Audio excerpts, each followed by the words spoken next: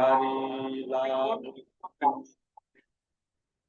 जय जय श्री राधे श्याम।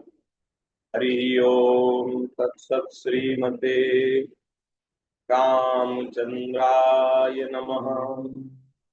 ओम नमः परमहंसास्वादित चरण कमल चिन्मकरंदाय भक्तजनमानस निवासाय श्रीरामचंद्राय कृष्णाय वासुदेवाय हरे परमात्मने प्रणतक्लेशनाशाय गोविंदाय नमो नमः।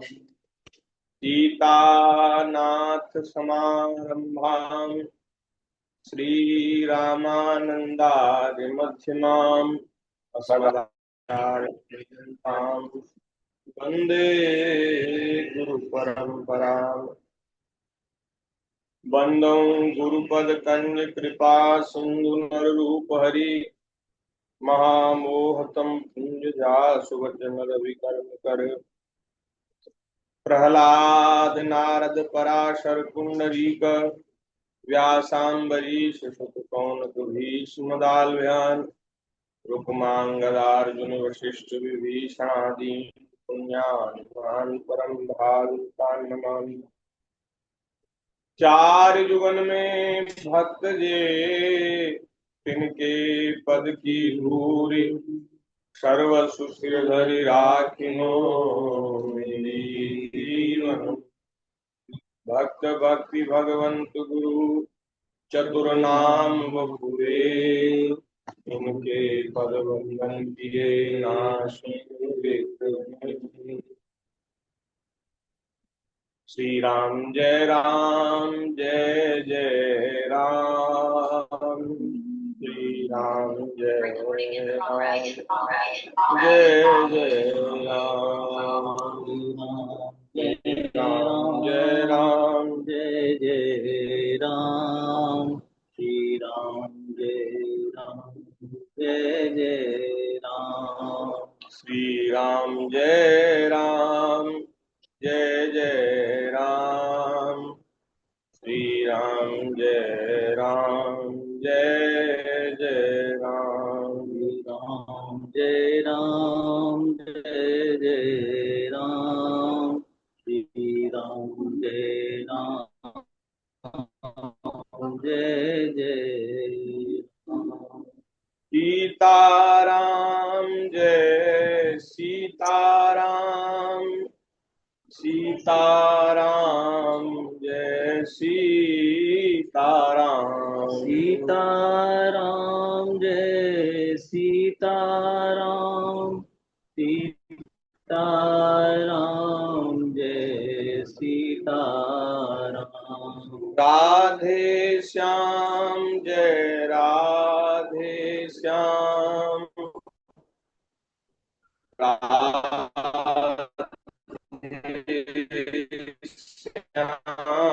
जय राधे श्याम जय राधे श्याम। राधे श्याम जय राधे श्याम। जय जय श्यामा जय श्याम। जय जय श्री वृंदावन धाम। जय जय श्यामा जय श्याम। जय जय श्री वृंदावन धाम। जय गौ माता जय गोपाल भक्त वत्सल प्रभु दीन दयाल। जय गौ माता जय गोपाल भक्त वत्सल प्रभु दीन दयाल। श्री राम जय जय राम। श्री राम जय जय राम। श्री राम जय जय राम। श्री राम जय जय राम। श्री वृंदावन बिहारी लाल लाल की जय। श्री सीतारामचंद्र भगवान भगवान की की जय। श्रीमद्भागवत महापुराण पुराण की की जय। श्री सुखदेव जी महाराज की जय। भगवान श्री वेदव्यास जी महाराज की जय। श्री नर नारायण भगवान की जय। श्री सदगुरुदेव भगवान की जय। सब संत हरि भक्तन की जय। गौ माता की जय। सत्य सनातन धर्म की जय। जय जय श्री राधे श्याम जय जय श्री सीताराम हर हर महादेव। नारायण नारायण नारायण हरि शरणम भक्त वांछा कल्पतरु भक्त वत्सल शरणागत वत्सल दीन बंधु दया सिंधु असंख्येय कल्याण गुणगण निलय अकारण करुणा वरुणालय सच्चिदानंद घन मूर्ति आनंद कंद भगवान श्री राधा श्याम सुंदर जी की महती कृपा करुणा से हम सभी को मानव जीवन का सर्वोत्कृष्ट लाभ जिस लिए मनुष्य देह प्राप्त हुआ है वह लाभ हम लोगों को श्रीमद् भागवत जी की मंगलमयी कथा के माध्यम से प्राप्त हो रहा है। हम सब लोग बड़े भाग्यशाली हैं। अपने अपने घरों में बैठ करके विज्ञान के उपयोग से ही हम लोग इसका लाभ ले रहे हैं और इस तरह से अपने समय को सार्थक कर रहे हैं और अपने जीवन को धन्य बना रहे हैं। भागवत जी की चर्चा चल रही है। 11वां स्कंद है और आज 10वां अध्याय।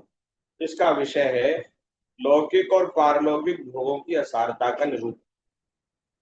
लौकिक माने संसार के और पारलौकिक माने जो दूसरे लोक हैं, परलोक आदि हैं, स्वर्ग आदि हैं, उनके भोग। ये सब असार हैं। असार माने इनमें कोई सार नहीं। देखने में ऐसा लगता है कि ये बहुत अच्छे हैं, इनको प्राप्त करके हम सुखी हो जाएंगे और हमारे सारे दुख मिट जाएंगे, हमारी जो हृदय की जलन है, अशांति है, वो मिट जाएगी। ऐसा लगता है दूर से देखने में, लेकिन ये वस्तुतः असार है। एक वृक्ष होता है और उसमें महाराज एक फल लगता है, उसका नाम हमें याद नहीं आ रहा। मानस जी में वो वर्णन है, गोस्वामी जी ने वर्णन किया है। तो वो फल क्या होता है माता जी, उसको वो लाल लाल दिखता है देखने में, और तोता उसको खाने के लिए, तोता पके पके फलों का बड़ा प्रेमी होता है, सबको अपनी चोंच से उसको सबको एकदम जूठा कर देता है। बढ़िया बढ़िया फल उसको बड़े प्रिय है। तो वो बढ़िया उसको उसकी लालिमा देख करके उसके पास जाता है और अपनी चोंच उसमें गड़ाता है। चोंच गड़ाता है तो महाराज उसमें गूदा नहीं होता, उसमें खाली रुआ रुआ से होते हैं। वो फल जो है उसमें रस नहीं है, गूदा नहीं है, केवल हवा भरी है। तो जैसे ही उसकी चोंच उसमें गड़ जाती है रुए में और उसको कुछ स्वाद नहीं है, लौट कर रहा। यही स्थिति है संसार के भोग और परलोक के भोग। अच्छा, जिनको संसार के भोगों से वैराग्य नहीं हुआ उनको तो परलोक के भोगों से तो वैराग्य कैसे होगा, क्योंकि परलोक के रिश्ते हैं। परलोक के भोग, स्वर्ग के भोग क्या कहने। तो इन भोगों से वैराग्य जब तक नहीं होगा तब तक साधना का मार्ग, चाहे ज्ञान प्राप्ति चाहते हो, चाहे भजते हो, चाहे वैराग्य की प्राप्ति, कोई सिद्ध नहीं होगा। क्योंकि ज्ञान वैराग्य भक्ति तभी प्राप्त होंगे जब हृदय में वैराग्य हो। अब हृदय को तो हमने भर रखा है तमाम तरह की इच्छाओं से, अब उसमें ज्ञान भक्ति वैराग्य की बातें कैसे बैठेंगी, नहीं बैठेंगी। तो भैया ये आसार हैं, ऐसा समझ करके इन भोगों से वैराग्य करना चाहिए। तो यही आज बात श्री ठाकुर जी भगवान श्री कृष्ण उद्धव जी को बता रहे हैं। आप सब लोग सावधान होकर के श्रवण करें। श्री भगवान वाच मयोदिते स्ववहितः स्वधर्मेषु मदाश्रयः वर्णाश्रमकुलाचारम् कामात्मा समाचरेत्। हे प्यारे उद्धव, साधक को चाहिए, ये वही चर्चा चल रही है। उद्धव जी कह रहे हैं कि प्रभु आप सन्यास को विस्तृत रूप से समझाइए, व्याख्या करके समझाइए। तो सन्यास होता क्या है, इसकी ही चर्चा पहले अध्यायों में, 2-3 अध्यायों में जो दत्तात्रेय भगवान के गुरु का वर्णन है उन अध्यायों में समझाई, इसको सन्यास कहते हैं। और अब कह रहे हैं कि जो सन्यास प्राप्त करना चाहता है, देखो सन्यास कोई ऐसा नहीं है कि जो कपड़ा रंगा करके और दंड धारण करके विरक्त होकर के जो विचरण करते हैं, केवल वे ही सन्यासी हैं। सन्यास उसको कहते हैं जो आसक्ति के बंधन से मुक्त हो गया है। संन्यस्त, संन्यस्त माने सारे कर्मों से जिसको वैराग्य हो गया है, जिसकी आसक्ति छूट गई है, जो बंधन से मुक्त है, उसको संन्यस्त कहते हैं, संन्यास, सन्यासी कहते हैं। तो ये सन्यास माने संसार के विषय भोगों से वैराग्य, आसक्ति आदि के बंधन से छूट छूट जाना, उसको सन्यास कहते हैं। और उन भगवा वस्त्रधारी जो सन्यासी, उनको सन्यासी ही इसलिए कहते हैं क्योंकि उनके सारे नाम इसीलिए है कि वो सारे संसार के बंधनों को छोड़कर तोड़कर आगे बढ़ चुके। तो महाराज, इसलिए ये जो सन्यास प्राप्ति का जो साधन है, ये हम सब लोगों को भी सावधानी से सुनना चाहिए, क्योंकि इसको सुने बिना, प्राप्त किए बिना हम कैसे साधना के मार्ग में आगे बढ़ेंगे। विरक्त होना चाहता है, संसार के बंधनों से मुक्त होना चाहता है, उसको क्या चाहिए? केवल उसको चाहिए कि सब तरह से मेरी शरण में रहकर, भगवान कह रहे मेरी शरण में रहकर मेरे द्वारा उपदिष्ट अपने धर्मों का सावधानी से पालन करे, साथ ही जहां तक उनसे विरोध न हो वहां तक निष्काम भाव से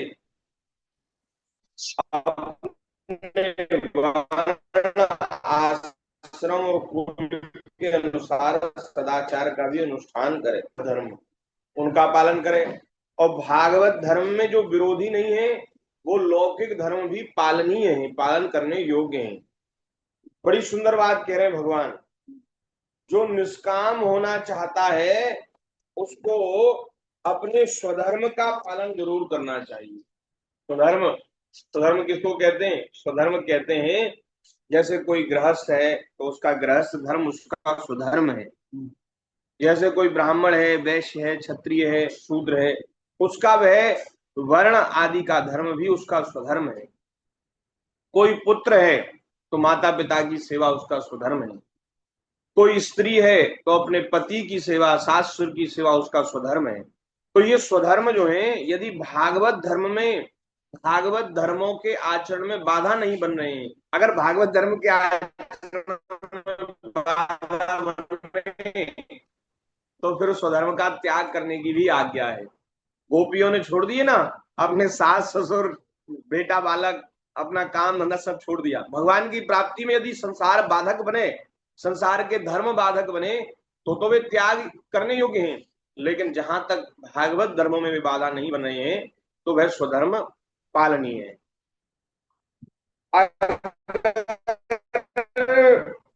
स्वधर्म का आचरण नहीं करेगा जीव तो महाराज उसका हृदय पवित्र नहीं होगा, उसका हृदय पवित्र। तो उस धर्म का आचरण बहुत आवश्यक है। हम लोग ज्ञान भक्ति वैराग्य की बात करते हैं और धर्म का आचरण नहीं करते तो ये सब कोरी बात रह जाएगी, मिथ्या बात हो जाएगा, मिथ्या चर्चा हो जाएगी। तो अपने स्वधर्म का पालन तो सबसे अधिक आवश्यक है। जो स्वधर्म का पालन करेगा वही निष्काम हो पाएगा और वही भागवत धर्म में प्रतिष्ठित हो पाएगा। तो निष्कामता की प्राप्ति के लिए भी अपने धर्म का पालन और भागवत धर्मों की में प्रतिष्ठा के लिए भी अपने धर्म का पालन करना चाहिए और उससे शुद्ध हुए अपने चित्त में यह विचार करें कि जगत के विषयी प्राणी शब्द स्पर्श स्पर्श रूप आदि विषयों को सत्य समझकर उनकी प्राप्ति के लिए जो प्रयत्न करते हैं उसमें उनका उद्देश्य तो यह होता है कि हमको सुख मिले, परंतु मिलता है दुख। सब चाहते हैं हम सुखी हो जाएं, लेकिन सुखी क्यों नहीं होते भाई? देखो, मूर्ख व्यक्ति कोई चेष्टा करे, उसको उसमें सफलता न मिले तो वो बात अलग है, अगर ये तो मूर्ख था, ठीक से नहीं कर पाया। बड़े बड़े विद्वान, बड़े सामर्थ्य वाली वाले लोग और बड़े धनी और जो समाज में बड़े प्रतिष्ठित हैं, ऐसे लोग भी सुख प्राप्ति की चेष्टा तो कर ही रहे हैं ना सब लोग। जो बहुत बुद्धिमान हैं, बुद्धिजीवी हैं, जिनको सुख प्राप्त करने की चेष्टा कर लेकिन सुखी नहीं होते। आईएएस आईपीएस अधिकारी, और वो महाराज ऐसी स्थिति है उनके जीवन में कि उनको आत्महत्या करके अपना प्राण त्याग करना पड़ रहा है।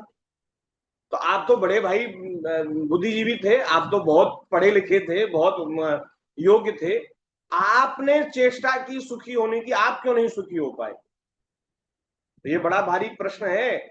हम सुखी तो मतलब क्या है? हम लोग मार्ग पर ही गलत चल रहे हैं। मूर्ख व्यक्ति कोई चेष्टा करे उसमें सफल ना हो तो समझ में भी आता है, लेकिन बुद्धिमान भी असफल है, वो भी सुखी होना चाहते हैं लेकिन सुखी नहीं होते। तो महाराज इसका मतलब ये है कि संसार के विषय भोगों में सुख है ही नहीं है, नहीं तो सुखी होते कि नहीं होते? अरे बुद्धिमान सुखी हो जाते, जिनके पास धन है, जिनके पास बहुत मान बड़ाई है, प्रतिष्ठा है, वो सुखी हो जाते, लेकिन वो भी सुखी नहीं हुए बेचारे, वे भी रो रहे हैं, वे भी दुखी हैं, अशांत हैं, अतृप्त हैं, असंतुष्ट हैं। इसका मतलब ये है कि संसार के भोगों में सुख नहीं है। ये बात बहुत समझने वाली है, समझने योग्य है। लोग सुनते हैं लेकिन समझते नहीं है। अभी आज एक भैया कह रहे थे कि बोले महाराज, किसी कामना की पूर्ति के लिए क्या जप तप करना चाहिए? अरे कामना ही नहीं होनी चाहिए मन में भाई। कामना हम क्या कर रहे हैं? कामना हम कर रहे हैं, मैंने कि किस चीज की कामना है? धन की। बोले हाँ, धन की तो कामना रहती है। बोले महाराज धन की तो कामना सबसे बड़ी है, और दूसरी है स्वास्थ्य लाभ की। तो और भी तमाम तरह की कामनाएं हैं, कामनाओं का कोई अंत नहीं है। तो हम तो कहते हैं जो सुखी होना चाहता है उसको कामना ही नहीं करनी चाहिए, क्योंकि कामना तो हम संसार की वस्तुओं की कर रहे हैं, और संसार की वस्तुएं वे हमें सुखी नहीं कर पाएंगी। ये बात हमारी समझ में क्यों नहीं आती? अगर हम सत्संग सुनते हैं, कथा सुनते हैं, तो ये बात हमारी समझ में। जी, कल एक बात आई, कल दत्तात्रेय भगवान कह रहे हैं कि जो भी हमारी प्रिय से प्रिय चीज है, जैसे मधुमक्खी बेचारी बहुत यत्न करके मधु इकट्ठा करती है, लेकिन उसको मधु तो प्राप्त होता ही नहीं, दूसरे लोग ही उसका मधु चुरा ले जाते हैं। मधु निकालने वाला, शहद निकालने वाला, वो बेचारी मधुमक्खियों को मार करके शहद ले जाता है। तो जिन वस्तुओं को हम जुटाने में लगे हैं वे ही हमारे दुख का कारण बनेंगी। आप बताइए, यदि हम फिर भी वही काम कर रहे हैं, फिर भी कह रहे, बोले महाराज कोई टोना टोटका जब तक बता दो जिससे हमारी मनोकामना पूरी हो, फिर हमने क्या कथा सुनी, क्या सत्संग किया? वही की वही है, और पीछे लौट रहे हैं, आगे नहीं बढ़ रहे हैं, पीछे लौट रहे हैं। तो नारायण, तो श्री ठाकुर जी कह रहे हैं, ये बहुत चर्चा है, एक एक शब्द बड़े ध्यान देने योग्य है। भगवान श्री कृष्ण की वाणी है, ठाकुर जी स्वयं कह रहे हैं।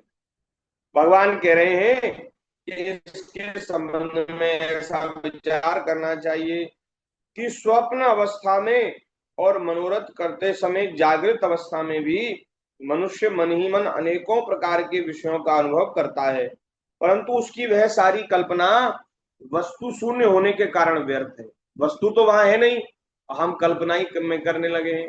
अब कोई भूखा व्यक्ति और मन में ही सोचने लगे कि बढ़िया महाराज भोजन मिल जाए, अब बढ़िया रसगुल्ला होए, बढ़िया गरम गरम पूड़ी हो, दो तीन तरह के साग हो, तो कल्पना भले ही करता रहे उसके मुंह में जरूर पानी आ जाएगा, लेकिन पेट तो नहीं भरेगा। और उसकी जो जो भूख है वो और जागृत हो जाएगी और तेज हो जाएगी। तो जब तक वस्तु नहीं है तब तक कल्पना भी व्यर्थ है। और स्वप्न का जो मनोरथ है, स्वप्न आदि में जो हम लोग देखते हैं और उसका अनुभव करते हैं, वो भी सब झूठे हैं, व्यर्थ हैं। तो इस तरह से ये सब व्यर्थ हैं। वैसे इंद्रियों के द्वारा होने वाली भेद बुद्धि भी व्यर्थ ही है, क्योंकि यह भी इंद्रिय जन्य और नाना वस्तु विषयक होने के कारण पूर्ववत असत्य ही है, पहले की तरह असत्य है। भगवान कहते हैं, जो पुरुष मेरी शरण में है उसे अंतर्मुख करने वाले निष्काम कर्म करने चाहिए। निष्काम कर्म, उन कर्मों का बिल्कुल परित्याग कर देना चाहिए जो सकाम हो और बहिर्मुख बनाने वाले हों। जब आत्मज्ञान की उत्कट इच्छा जाग उठे तब तो कर्म संबंधी विधि विधानों का भी आदर नहीं करना चाहिए। अहिंसा आदि यमों का तो आदर पूर्वक सेवन करना चाहिए, परंतु पवित्रता आदि शौच आदि नियमों का पालन शक्ति के अनुसार और आत्मज्ञान के विरोधी न होने पर ही करना चाहिए। जिज्ञासु पुरुष के लिए यम और नियमों के पालन से आवश्यक बात यह है कि वह अपने गुरु की, जो मेरे स्वरूप को जानने वाले और शांत हों, मेरा ही स्वरूप समझकर सेवा करे। जिसको जानने की इच्छा होगी तो सबसे पहले वो क्या करेगा? किसी जनाने वाले के पास जाएगा। जो कुछ जानना चाहता है, समझना चाहता है, ज्ञान प्राप्त करना चाहता है, भक्ति प्राप्त करना चाहता है, तो उसको उस विषय के मर्मज्ञ के पास जाना पड़ेगा। उसी को गुरु कहते हैं। और जिसको संगीत सीखने की इच्छा है वो संगीत सिखाने वाले के पास जाएगा, जिसको नृत्य सीखने की इच्छा है वो उसके पास, तो उसका उस विषय में वही गुरु है। तो जिसको आत्मज्ञान प्राप्ति की इच्छा है वो किसी आत्मज्ञानी के पास जाए। और श्री भगवान कह रहे हैं कि जब वह आत्मज्ञान की प्राप्ति के लिए प्रयत्न करने वाला साधक इच्छुक जब अपने गुरु की सेवा करे, तो बोले उससे सेवा से बढ़कर उसके लिए और कोई धर्म नहीं है, कर्तव्य नहीं है, और कोई उसके लिए यम नियम पालनीय नहीं है। गुरु की सेवा उसके लिए सबसे बढ़कर है। गुरु की सेवा करे, क्योंकि ये जो आत्मज्ञान है ना, वो सेवा से आता है, गुरुजनों की सेवा से आता है। गुरु जी बता रहे हैं और हम उसको सुन रहे हैं, उसको लिख रहे हैं, याद कर रहे हैं, से नहीं आएगा। लौकिक जो शिक्षा है उससे तो सीख जाते हैं लोग। अपने गुरु में आदर न होने पर भी, श्रद्धा न होने पर भी लोग लोक में उपलब्धि प्राप्त कर लेते हैं। लौकिक वस्तुएं हैं, इनका कोई मूल्य नहीं। लेकिन यदि हम पारलौकिक, पारमार्थिक, आध्यात्मिक कुछ प्राप्ति करना चाहते हैं, कोई बात जानना चाहते हैं, कोई विशेष चेतना प्राप्त करना चाहते हैं, तो बिना श्रद्धा के, गुरु में बिना श्रद्धा के और बिना गुरु की सेवा के प्राप्त नहीं होगा। पढ़ लिख करके विद्वान जरूर बन जाएगा, वो दूसरों को भी बताने लग जाएगा कि ऐसे ये ज्ञान की बात है, ये भक्ति की बात है, लेकिन उसके अंतःकरण में प्रतिष्ठित नहीं होगी वो बात। वो बात प्रतिष्ठित होगी गुरु की सेवा से और गुरु में अगाध श्रद्धा से। वो बहुत ज्यादा पढ़े लिखे ना, फिर भी गुरु की सेवा करे तो उसको सब कुछ प्राप्त हो जाएगा। एक पुराण में कथा आती है, एक ऐसे ही साधक आए, नए नए साधक आत्मज्ञान की प्राप्ति के लिए ऋषि, और गुरु जी के पास आए। गुरु जी ने 10-5 दिन उनको रखा और उनको कहा कि तुम पहले गौ सेवा करो। तो उनको कुछ गैया दी, 10 गाय दी, 20 गाय दी, ऐसे दी।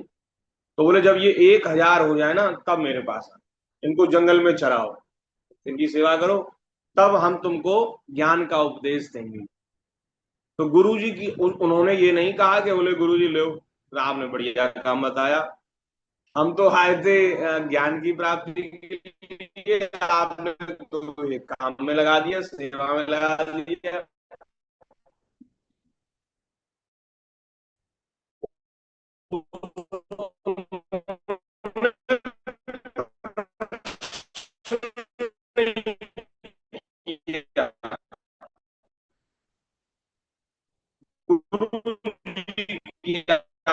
आज्ञा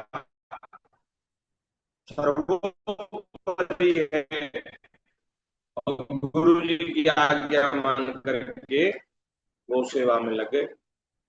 और खाते पीते भी क्या थे, गुरु जी ने आज्ञा दी थी कि एक बार भिक्षा कर लेना और उसी से अपना निर्वाह करना। तो एक बार भिक्षा कर लेते, गाय का दूध पी लेते थे। तो गुरुजी ने कहा गाय का दूध तुम्हें नहीं पीना, गाय का दूध तो बछड़ों को पीना है। हाँ, बोले तुम तो भिक्षा, बोले गुरुजी कभी कभी वहां से गांव नगर दूर है तो भूखे रहना पड़, लेकिन महाराज वो फिर भी बोले जो आज्ञा गुरुदेव। तो कब भूखे रह करके भी उन्होंने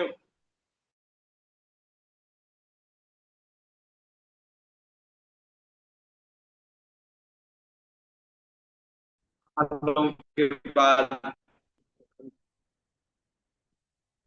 गुरु जी के चरणों में प्रणाम किया। जो बोले गुरुदेव जो आपने आज्ञा दी थी वो कार्य हो गया, ये 1000 गैया हो गई, अब आप मुझे आत्मज्ञान का उपदेश करो। तो बोले तुम्हें आत्मज्ञान का उपदेश करने की जरूरत नहीं, तुमको उसकी प्राप्ति हो गई। तुमने जो गुरु की आज्ञा का पालन जिस प्रकार से किया है, तुम आत्मज्ञानी हो गए। जाओ, मैं तुम्हें वरदान देता हूँ, तुम्हें आशीर्वाद देता हूँ कि तुम्हारा आत्मज्ञान तुम्हारे हृदय में सदैव प्रतिष्ठित रहेगा। ठीक है, अब सीधे नहीं केवल। अच्छा, अब सही है। श्री वृंदावन बिहारी लाल की जय। तो गुरु जी को मेरा ही स्वरूप जान करके गुरु की सेवा, शिष्य को अभिमान नहीं करना चाहिए, किसी से डाह ना करे, किसी का बुरा न सोचे, वह प्रत्येक कार्य में कुशल हो, उसे आलस्य नहीं होना चाहिए, उससे कहीं भी ममता न हो, गुरु के चरणों में दृढ़ अनुराग हो। ये सब हमारे लिए है, क्योंकि हम भी तो गुरु आश्रित हैं। हम लोग गुरु आश्रित हैं, तो हम लोगों को ऐसा होना चाहिए, कहीं भी ममता ना हो, गुरु के चरण अनुराग, कोई काम हड़बड़ा कर न करे, उसे सावधानी से पूरा करे, सदा परमार्थ के संबंध में ज्ञान प्राप्त करने की इच्छा बनाए रखे, किसी के गुण में दोष न निकाले और व्यर्थ की बात न करे। जिज्ञासु का परम धन है उसका आत्मा,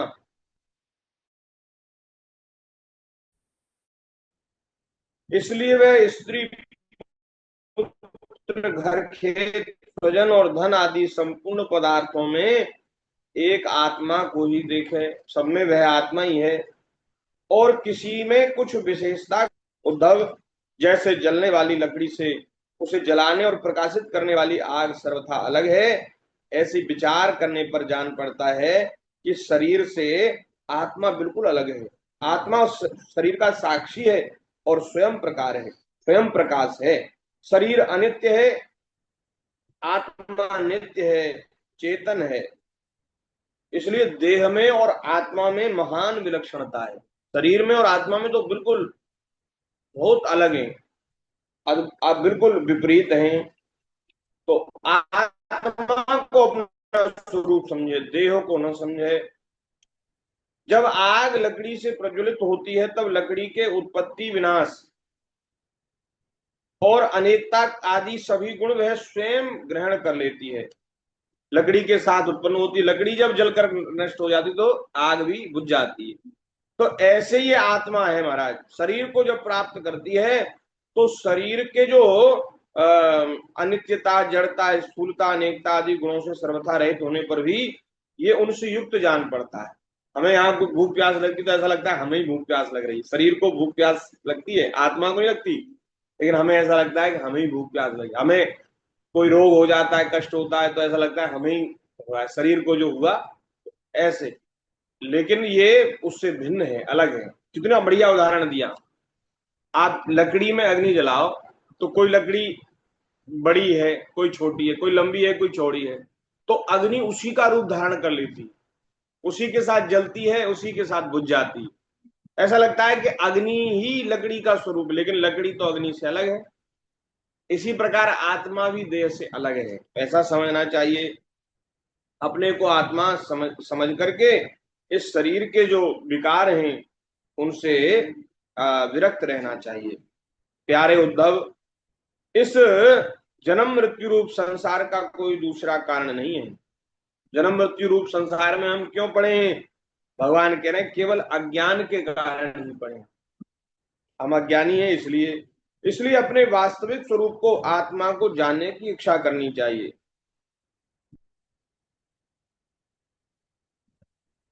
विद्यारूप अग्नि की उत्पत्ति के लिए आचार्य और शिष्य तो नीचे ऊपर की अरणियां हैं तथा उपदेश मंथन काष्ठ है।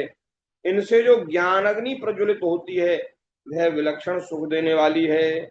यज्ञ में हम जब अरणि मंथन करते हैं तो अग्नि उत्पन्न करते हैं, तो उसमें दो लकड़ियां रहती हैं, एक नीचे की एक ऊपर की, और दोनों को लकड़ियों को घिसा जाता है तो उससे अग्नि प्रज्वलित हो जाती है। तो वही कह रहे हैं, इस यज्ञ में बुद्धिमान शिष्य सदगुरु के द्वारा जो अत्यंत शुद्ध ज्ञान प्राप्त करता है वह गुणों से बनी हुई विषयों की माया को भस्म कर देता है।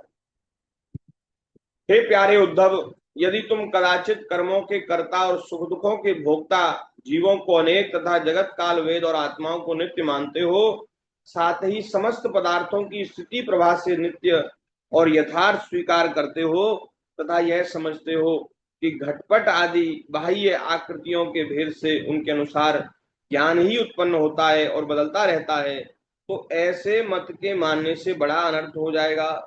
क्योंकि इस प्रकार जगत के कर्ता आत्मा की नित्य सत्ता और जन्म मृत्यु के चक्कर से मुक्ति भी सिद्ध नहीं हो सकेगी।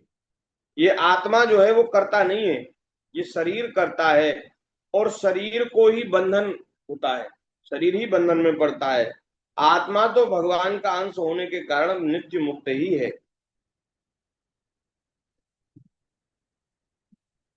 बहुत विस्तार से भगवान समझा रहे हैं ऐसा। हाँ, अच्छा, यदि यह कहा जाए कि जो भली भांति कर्म करना जानते हैं वे सुखी रहते हैं और जो नहीं जानते उन्हें दुख भोगना पड़ता, तो यह कहना भी ठीक नहीं। क्योंकि ऐसा देखा जाता है कि बड़े बड़े कर्म कुशल विद्वानों को भी कुछ सुख नहीं मिलता, और कभी कभी बड़े मूर्खों को भी खूब महाराज आनंद मिल जाता है। तो लोग कहते हैं अरे भाई, हम तो इसको बचपन से जानते हैं, इसमें तो कोई ऐसा वो नहीं, योग्यता नहीं थी, ये बड़ा मौज में है, बड़ा चकाचक है। तो इसलिए जो लोग अपनी बुद्धि या कर्म से सुख पाने का घमंड करते हैं उनका वह अभिमान व्यर्थ है। यदि यह स्वीकार कर लिया जाए कि लोग सुख की प्राप्ति और दुख के नाश का ठीक ठीक उपाय जानते हैं, तो भी यह तो मानना ही पड़ेगा उन्हें भी ऐसे उपाय का पता नहीं है जिससे मृत्यु उनके ऊपर कोई प्रभाव न डाल सके। बहुत से जो कुशल लोग हैं वो अपनी बुद्धि से कभी कभी ऐसा प्रबंध कर लेते हैं कि ऐसा लगता है कि भाई ये तो बड़े सुखी हैं। बोले महाराज हमारा तो सब सेटअप बढ़िया है, हमारा तो प्लान है, इतनी उम्र में ये करेंगे, उसके बाद ये करेंगे, उसके बाद फिर चले जाएंगे पहाड़ों में घूमने और वहां आनंद से रहेंगे, हमारा तो लाइफ सेट है। तो वो अपनी लाइफ को भले ही सेट कर लें लेकिन मृत्यु से बचने का उपाय उनके पास भी नहीं है। तो ये बात है। जब मृत्यु उनके सिर पर नाच रही है तब ऐसी कौन सी भोग की सामग्री या भोग कामना है जो उन्हें सुखी कर सके? मृत्यु का भय तो सब बिल्कुल लगा ही हुआ है। भला जिस मनुष्य को फांसी पर लटकाने के लिए ले जाया जा रहा हो, उसे क्या फूल, वस्त्र, आभूषण, चंदन, स्त्री ये सब सुखी कर पाएंगी? बोले नहीं, सुखी कर सकते, कदापि नहीं। अतः पूर्वोक्त मत मानने वालों की दृष्टि से न सुख ही सिद्ध होगा और न जीव का कुछ पुरुषार्थ ही रहेगा। प्यारे उद्धव, लौकिक सुख के समान पारलौकिक सुख भी दोष युक्त ही है। ये तो संसार की भोगों की बात कही, क्योंकि वहां भी बराबरी वालों से होड़ चलती है। अधिक सुख जिनके पास है, अधिक हमसे बड़े हैं, पद प्रतिष्ठा को प्राप्त, उनके प्रति द्वेष की भावना रहती है, असूया की भावना रहती है, उनके गुणों में दोष निकाला जाता है और छोटों से घृणा होती है। अरे ये तो ऐसे ही है, ये तो बहुत नीच है, ये तो अभी कल के आए हैं यहाँ और थोड़े दिन रहेंगे, हम तो यहाँ कितने दिन से हैं, स्वर्ग में मौज मार रहे हैं और अभी तो बहुत दिन रहना, हमारे पुण्य ज्यादा है, ये तो क्या है, ये तो फकीर है, भिखमंगा है, 2-4 दिन रहेंगे चले जाएंगे। छोटों से घृणा रहती है स्वर्ग में भी। भैया प्रतिदिन पुण्य क्षीण होने के साथ ही वहां के सुख भी क्षय के निकट पहुंचते हैं। और एक दिन नष्ट हो जाते। हम जो वहां भोग भोग रहे हैं उनसे हमारा पुण्य रोज नष्ट होता है, और वो धीरे धीरे नष्ट होते होते बिल्कुल नष्ट हो जाता है, और फिर वहां से गिरना पड़ता है। वहां की कामना पूर्ण होने में भी यजमान, ऋत्विज और कर्म आदि की त्रुटियों के कारण बड़े बड़े विघ्नों की संभावना रहती है। जैसे हरी भरी खेती भी अतिवृष्टि अनावृष्टि आदि के कारण नष्ट हो जाती है, वैसे ही स्वर्ग भी प्राप्त होते होते विघ्नों के कारण नहीं मिल पाता। स्वर्ग की प्राप्ति कोई ऐसी थोड़ी है। स्वर्ग की प्राप्ति तो महाराज, अब क्या कहें, हम लोगों को स्वर्ग में भी जगह नहीं मिलने वाली, जैसे हम हैं। हम लोगों के लिए तो नरक के दरवाजे खुले हैं। अगर ठीक ठीक विचार करें, हम तो अपनी कह रहे हैं, आपकी नहीं कह रहे, आप तो सब अच्छे हैं, बहुत बढ़िया। आप तो कथा सत्संग सुनते हैं, पर हम अपनी ओर विचार करते हैं तो ऐसा लगता है कि नरक में ही ठोर है और कहीं ठोर नहीं। स्वर्ग में कहा हम लोगों के लिए, अरे महाराज बड़े बड़े यज्ञ करते थे ना राजा महाराजा, ऋषि मुनि बहुत बहुत तपस्या करते थे, उनको स्वर्ग की प्राप्ति होती थी। और उनके भी कोई पाप होते थे ना, उनको भी कितने दिन नरक में रहना पड़ता, फिर स्वर्ग में उनको भेजा जाता था। तो हम लोग तो पाप से ज्यादा घिरे हैं। पुण्य तो कभी कभार भूले भटके कर लेते हैं, दान पुण्य से कहाँ हमारा पाला पड़ा है। कभी भूले भटके किसी ने कह दिया, उसका भी घमंड बहुत करते हैं, अहंकार बहुत करते हैं, अहंकार